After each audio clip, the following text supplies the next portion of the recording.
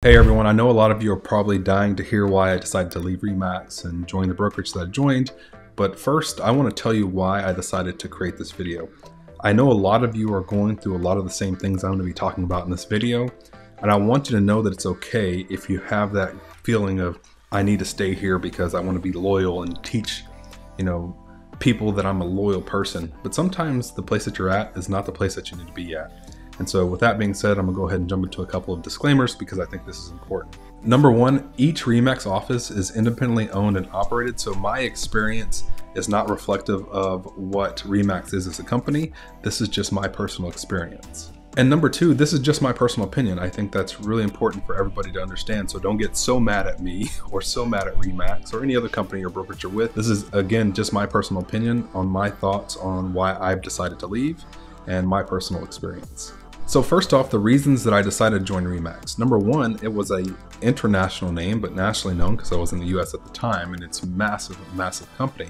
And then I also heard they had fantastic trainings, which, man, let me tell you, they had a ton of training, so much training. But the thing that I didn't enjoy was learning about contracts, because contracts actually, by learning about contracts, didn't bring contracts, if that makes sense. Contracts were just paperwork that you were filing, and so those were really boring at the end of the day. And so that type of training was something I didn't feel like I needed, because after I got my first closing, I immediately went and got a transaction coordinator, which, by the way, wasn't suggested by my brokerage. It was suggested by another agent in my office. So here I am going through this contract training, learning about the ins and outs of the contract, which I think are somewhat important, but I don't need to do it 5 times. Then somebody else tells me that I can get a transaction coordinator that can do this. I just need to review the contract. So why should I be going through, so many hours of contract training? I mean, the way I justify that was, at least I'm learning something, right? And I'm sure some of you are going through that experience as well. But just again, don't feel like just because you're learning something necessarily means that it's improving where you are in your business. It's just something that you're learning, but it's not necessarily moving the needle forward, if you will. It's not a money-making activity at the end of the day. Now, I want to make this clear. My office was pretty awesome at making everybody feel included. It was a very inclusive, family-friendly office. They even had broker associates who came in and did fantastic trainings, but there was so much heavy training on contracts. And I want to go back to this point. Contracts are not what moves us forward. Contracts are not what get us contracts. And so that part of it was one of the things that just rubbed me wrong, because I just felt like that's what they were teaching new agents to do, instead of teaching them how to go out and market and get business as quickly as possible and then worry about the contract whenever the contract came across their desk. So I guess what I'm saying here is, if I were a new agent thinking about joining a company like REMAX and a specific brokerage, I would ask them, what type of trainings do you offer? And are the trainings to help me get business, or are the trainings about the business as a whole? There's 2 different things.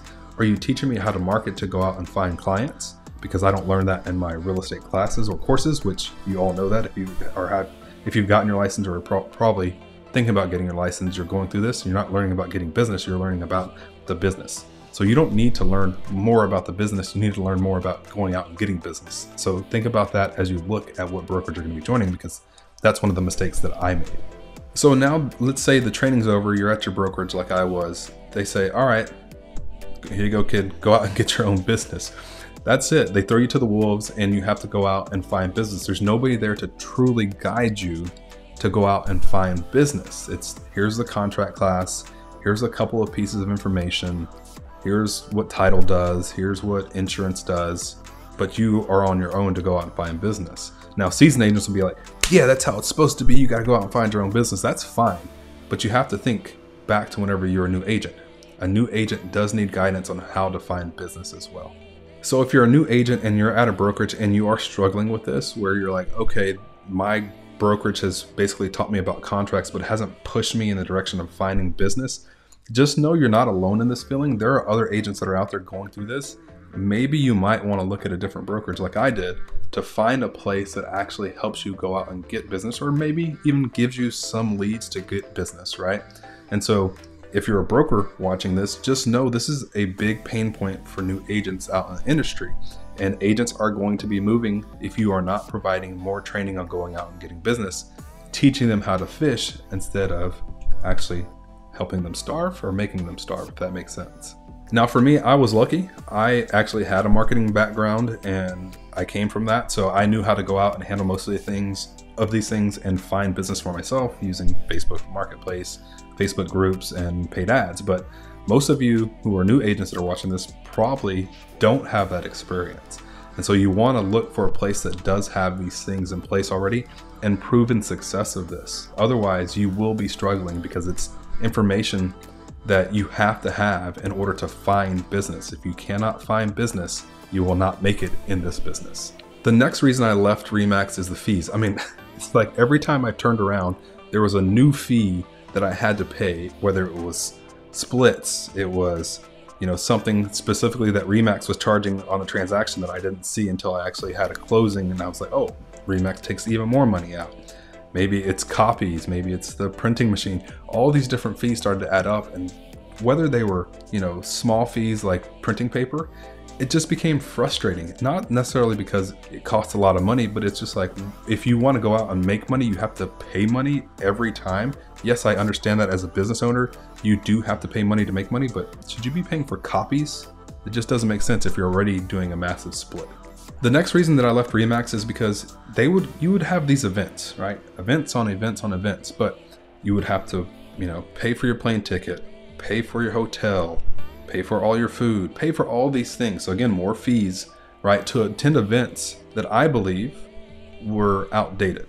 Now, this may have changed, I could be wrong, but I feel like REMAX is behind when it comes to trainings. A lot of the trainings are old school tactics from the past and don't actually meet the needs of new agents in the changing market. And so, yes, you can attend these events, and I think most people can get something from the events, but not necessarily new stuff. And so why would I go attend and pay all these fees that I need to pay, the plane ticket, the hotel costs, the eating, the travel, right, Ubers or whatever you're paying for, to learn old stuff.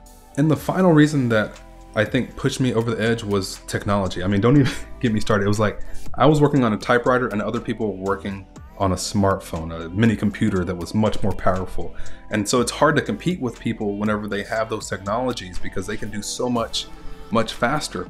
And I would actually ask REMAX, hey, we're paying all this extra fee, whatever that fee was. You can look, if you're at REMAX, you can look on the actual transaction. It'll tell you what REMAX is taking out of your pocket on top of your brokerage split. And I would ask, why are we paying this if we're not seeing any advancements in technology like we're seeing a lot of these other companies doing that are being quite successful in taking market share? And they would send out survey after survey and ask us questions, but it was like they were getting answered by, or taking answers only from agents who were doing things in the 80s and before that, because the changes that would come or the information that would come in the emails was very old school and the tactics were very old school. So, you know, that started to rub me wrong because I was like, I'm paying all this money, but there's no technological advancements that I'm seeing that are pushing this company forward like these other companies are doing. So in conclusion, my time at REMAX wasn't a walk in the park. I didn't feel supported for the amount of fees that I was paying to the brand itself. Now for my brokerage, I loved my brokerage. I love my brokers. I loved who they were, but the brand, the company itself didn't lend itself to make me feel like I could be as successful as I wanted to be. Now, don't let me say that I wasn't successful. I feel like I was fairly successful for a new agent. I think the first year I did around $4 million in sales, which I think, you know, a lot of agents will take. That's roughly $100,000 or close to that.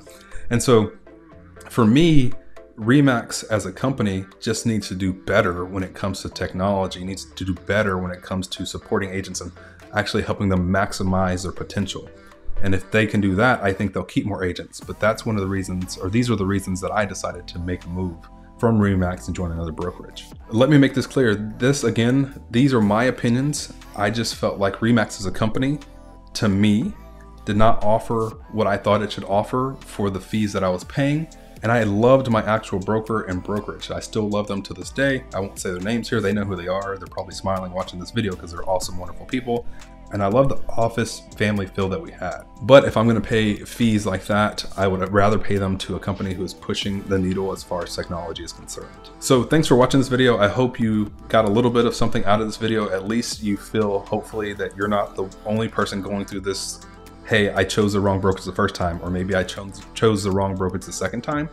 There are a lot of agents out there that are going through the same thing that you are at this very point in time, including myself. I already went through that, and I'm happy where I'm at now. but just know you're not the only one going through this particular process, choosing the wrong brokerage once or twice. So finally, if you're thinking about joining REMAX, maybe just do a little bit more research on the company, on the fees, and on the particular brokerage that you're going to be joining within your city, because I think that'll help you go a long way in your business if you do that research. And also, if you enjoy this video, make sure you give it a like, make sure you follow the channel and learn how I overcame not getting lead generation training. And hopefully maybe you'll get some lead generation training from my videos as we move forward. Look forward to helping you and chat with you soon.